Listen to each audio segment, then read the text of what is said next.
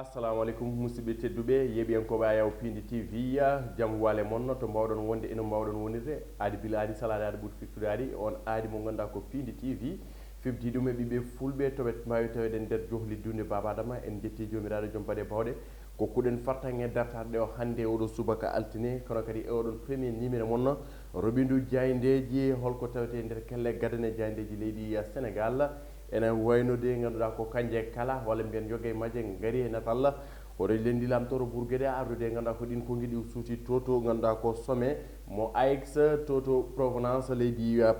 France ene wayno ɗinen tawi hen kono kay nder Diayndeji leydi Sénégal ɓe garti oɗon troisiéme vague Covid-19 ɗo e nder leydi Sénégal musidɓe tedduɓe min calmini min juurima hande noon e oɗo subaka altine manam ko joyi lewru juillet guddutirten koye ndeɗo Diaynde guendir le soleil no ceerno Mamadou Moussa heewi widere ɓe mbi ko l'Afrique n'aura pas besoin d'aide ene wayno o leydi Afrique walla mbiyenna dunde Afrique sohlani ballal so tawi de ganduɗa ko ɓeɗon ardiɓe walla mbiyenna ɓen ɗiɗon ganduɗa ko leyɗele ɓurɗe sembude walla mbiyenna ɓurɗe jogade doole so tawi tigui kokkani fartange leydi Afrique walla mbiyen duude Afrique leyɗele Afrique tigui yaltude ngal ɗon basal kono kay wallide ɗumen e holno ñakkiri ɓesguji mumen service de la dette plaidoyer pour des maturités les plus longues et des taux ne ganduɗa ko konguiɗi ganduɗa ko patam lamiji woni ko hooreji leydi sénégalais suuti e ganduɗa kay ko oɗon ngal ɗon potital on rencontre économique d'accès en provenance ene wayno de ko kongui patam lami woni to suuti toon ko natal makko tigui ardina e ndeɗo Diaynde oɗo subaka kanko lamtoro Bourguédé Maki Coumba Thimbo caggal kan ɓe garti e ganduɗa kay ko opération de sécurisation ene wayno de ko ujunnaji ɗiɗo e capanɗe jeeɗiɗi e goho innama ade kañumen tigui pawa junggo to cité imbécile kanen tawi nder hello sappo nde Diaynde guendire lo soleil jaɓaɗen Diaynde lasa no mbiruɗen nane ha joni de ganduɗa koɓe garti e potital ngal ɗon ngal ganduɗa tigui rencontre économique bannoɗo to leydi France ene wayno de ɓe mbi ko hoore lendi Macky Sall darima darde avocat dunde Afrique darima darde avocat hujikinima leyɗele ganduɗa ko dunde Afrique kala ene wayno suude kongi e wiide ganduɗa ko ɗeɗon leyɗele kala ɗe ganduɗa ko ceɓorɗe walla mbiyenna ɓurɗe doole walla mbiyenna leyɗele alɗuɗe keɓani walla mbiyenna kokkani fartange de enen ley kono ngol ganduɗa en ngala doole walla mbiyen ken famor doole ƴellitade walla mbiyen riwtude oɗon mboros Covid-19 ɗin kongi de woni ɗi suuti ɓe mbi ko Macky asen ses vérités aux occidentaux ene wayno de o haalni walla mbiyen o nanni ɓeɗon ɓe ganduɗa ko ardiɓe ɗeɗon duunde Europe walla Amérique o nanni ɓe gonga tigui rigui e wiide makko kanko hoore linni Macky Sall qu'on arrête de toujours considérer l'Afrique comme un bébé wi ko ɓen yo hankkadi ni yo dokko walla mbiyen yo haɗɗo ko jagguiri dunde Afrique jagguiri ɗum ko bébé jagguiri ɗum ganduɗa ko o leydi funtetedi e gueɗe baɗe noon l'Afrique qui est composée de 54 pays n'est toujours pas présent au Conseil de sécurité c'est une injustice énorme manam o wi ko dunde nde ganduɗa ene tawi mum leyɗele capanɗe joyyi e nayyi ala tigui leydi wotiri ganduɗa kay ene joyi représentant mum e nder oɗon Conseil de sécurité mo goomu fedde gotago nder manam organisation des nations unies ene wayno de hoore lendi ko ɗum dukata kane tawi nder hello jeeɗiɗo ndeɗo Diaynde las caggal ɗum jaɓanen nan ndeɗon Diaynde Madiambal Diagne no kewɗen wiide nde quotidien le quotidien ene wayno o wi ko manque de solidarité des pays riches ɗeɗon leyɗele ganduɗa ko galɗuɗe ngala tigui juruma faade leyɗele Afrique e ko way noon ɓe mbi ko le coup de sang de Macky Sall o yurmaki tigui faade ɓeɗon walla mbiyen o yurmaki nde o haalata gonga faade ɓen ardiɓe leyɗele Europe kam leyɗele Afrique où les grands pays pratiquent le nationalisme vaccinal wonde de ganduɗa ko o wi ko ɓerde makko boni walla mbiyen o ɓuuri mettinde kanko hoore lendi ko ndew nani walla mbiyen ndew yi to dowlaji dentuɗi kulle batti ñakkere taw ɗo e dunde Afrique en ngala tigui ko ñakkere ɗen walla keɓani fartangue ñakkude o wi ko ganduɗa ko la troisiéme vague risque d'être difficile ene wayno de nden wen peƴƴere tataɓere Covid-19 ene jogori tigui hulɓinade faade e ɓesgu Sénégal kanen tawe nder ndeɗo Diaynde ene wayno caggal kan ɓe gaari e joman oɗon Diaynde o wiyete ko Madiambal Diagne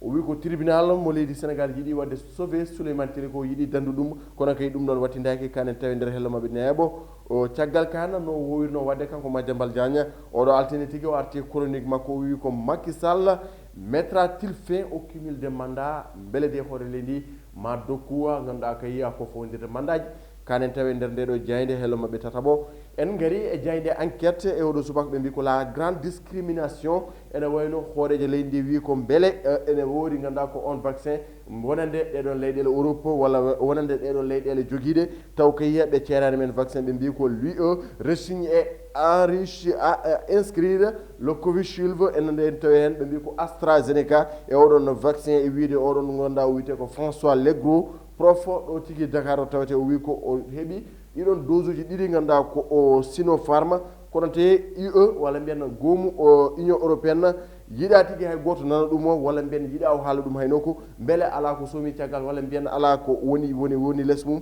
saabu sa daari e wiide makko ganduɗa ko ɗiɗon vaccin ji ɗiɗi nduɗon walla mbiyen nduɗon gollordu ganduɗa kay waɗani ɗum reconnaître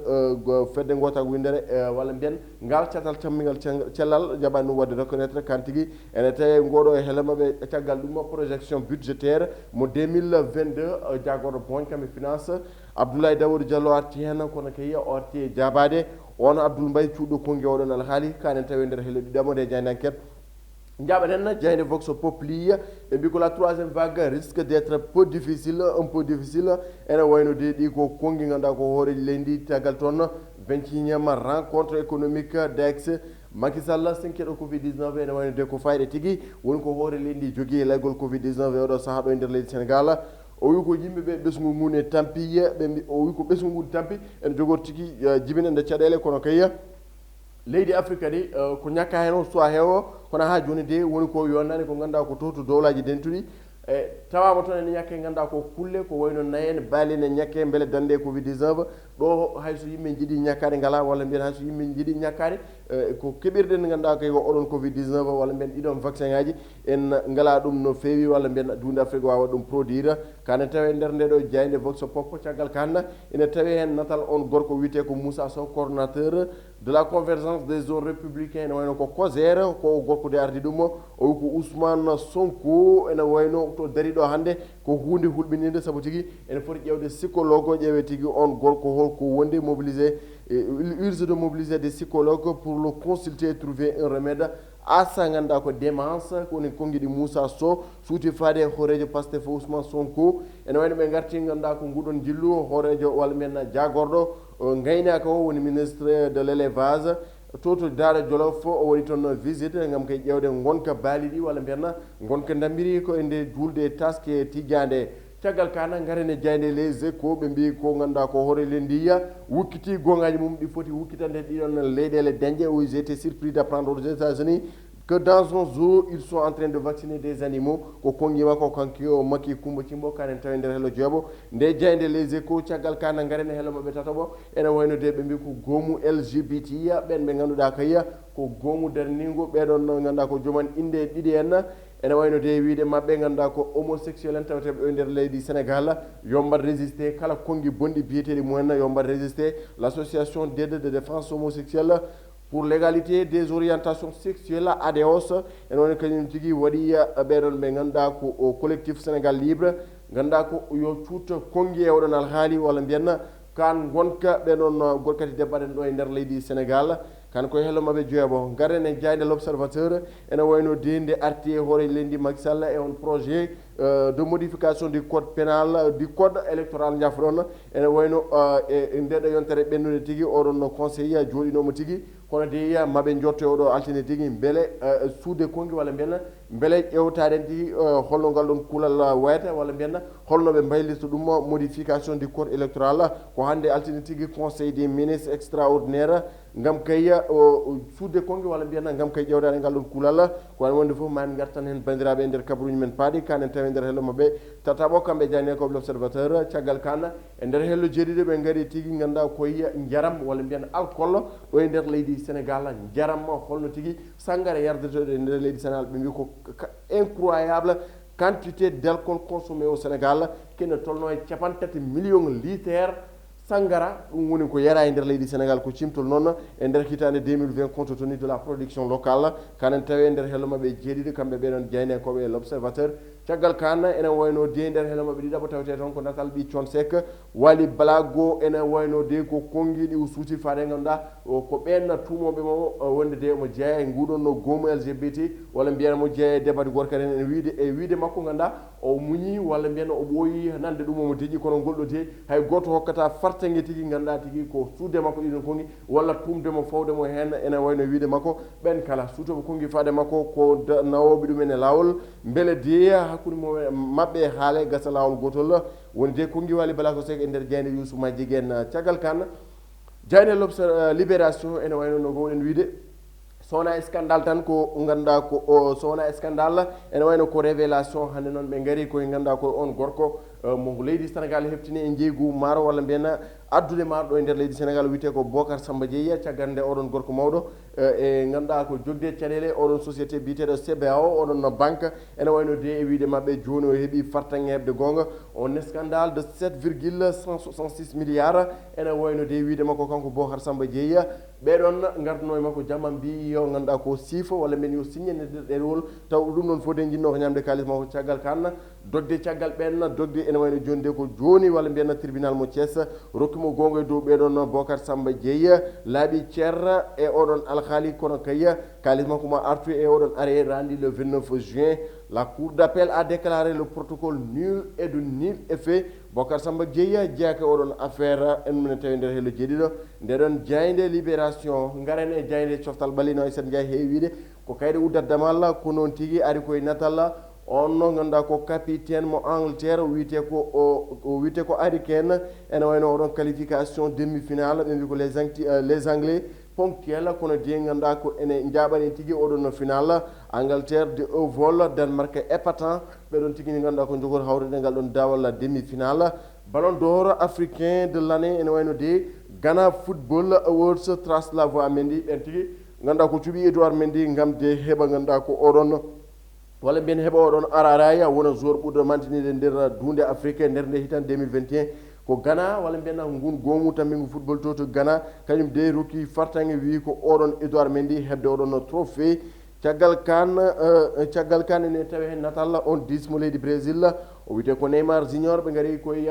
oɗon demi final Copa Amérique du Sud Brésil Pérou ko hande tigui sanga waktuji nogas tati bayna haydara dernier obstacle vers la finale rêvé contre Argentine ɗum woni ko tawte nder jayde stade musidɓe tedduɓe ko ɗum de wonno ko tawte nder kelle gadane jayde leydi Sénégal ko amma ɗum ko kay en gartat eɗen kongi ɗi ganduɗa hoore lendi suuti ɗum ha joni de hoore lendi Macky Sall ene jokki wonde avocat d'Afrique ene jokki wonde kujji kinantoɗo leydi Afrique caggal ganduɗa ko darnare ganduɗa ko ɓesgu leydi ndi kala ko yiiɗi omo yiiɗi kanko hoore lendi Macky Sall saabu seɗen ciftora ganduɗa ko alhaali ganduɗa ko ɗiɗon kongi ɗi Macron suɗno faade ganduɗa ko ɓeɗon julɓe walla mbiyanna faade ganduɗa ko worgo Samuel Paty e liberté d'expression on jeeɗo tigui kongi ɗi suuti hen golɗo kadi ganduɗa ko vaccin Covid 19 hayso tawi ganduɗa ko hol président ji waɗɓe complexé e nder ganduɗa ko jeese e yesso jeese ganduɗa ko ɓen dirigeant ji G20 walla dirigeant ji pays russe ene wayno de wona hoore lendi Macky Sall on parle en connaissance de cause saabu ha joni omo jokki yaɓɓude ɗeɗon pele wadde défendre les intérêts des Africains wadde défendre les intérêts comme ganduɗa koye dunde Afrique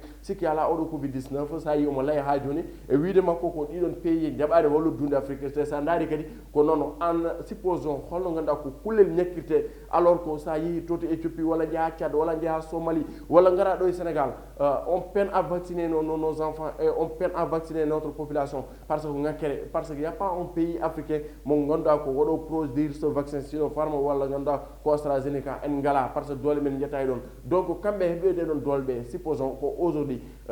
aux États-Unis no yiiri ɗum ɗon ni hande nder Sénégal so wiyama artiri refi o ko wasen ñakkade walla variant ji nene jaa gueɗe mbaɗe noon donc ko wadde ñakto ha joni so tawi on jii hoore lendi Macky Sall ne yaha ne dugde walla ne duho ene ƴellito beele de yen keɓ vaccin wadde mbiyen ɓesgu Sénégal vaccin tewte ɗo ɓen yo jaaha ñakko oto paade ganduɗa haalam ngu waɗum sensibilisé nde wonno riwtude ñawo ko ɓuural men enen kala saabu sen mbawani riwtude oɗon mboros Covid 19 ha joni koto gonɗen par ce que hande sa daari économie sénégalais ha ɗo joni fuɗɗora wadde relancé eɗen payi hivernage wadde so tawi hivernage tawti ɗo oɗo rafi ganduɗa ko ma ɓeydo simminde walla dowli ɗum musidɓe tedduɓe ko ɗo tigui woni ko dowren kala ko ŋakke haale paame ko yamen kala ko weli hen timmi hen paame koto jomiraɗo subahanahu wa taala en puɗɗima bisimillah alhamdulillah premier numéro de la semaine yo Allah hokken yettinde dow jaam onon kala ɗo mbawɗon wonde no mbawɗon wonirde to karallagal wonno to ko Amadou Touré kamen Samba Diop halanoɗo ko Moussa Nia musidɓe tedduɓe yo Allah hokken yalde dow jaam